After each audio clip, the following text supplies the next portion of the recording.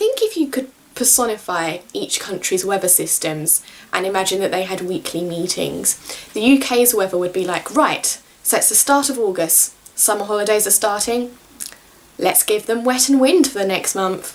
And then at the beginning of September, they'd be like, right, summer holidays are over, children are going back to school, let's crank up that sun. I hope I haven't offended some meteorologists. So, if there's one thing I love, it's a good quote. And books are full of them. To be or not to be, that is the question. Romeo, Romeo, wherefore art thou, Romeo? Get thee to a nunnery.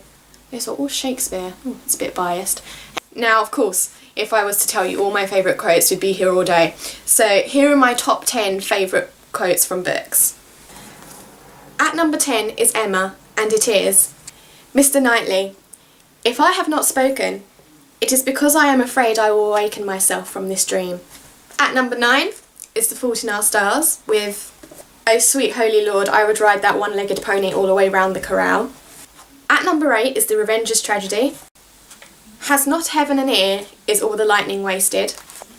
At number 7 is The Great Gatsby with, so we beat on, boats against the current, borne back ceaselessly into the past. At number 6 is Looking for Alaska. Thomas Edison's last words were, it's very beautiful over there. I don't know where there is, but I believe it's somewhere, and I hope that it's beautiful. At number 5 is Lolita. I looked and looked at her, and I knew, as clearly as I know I will die, that I loved her more than anything I'd ever seen or imagined on earth.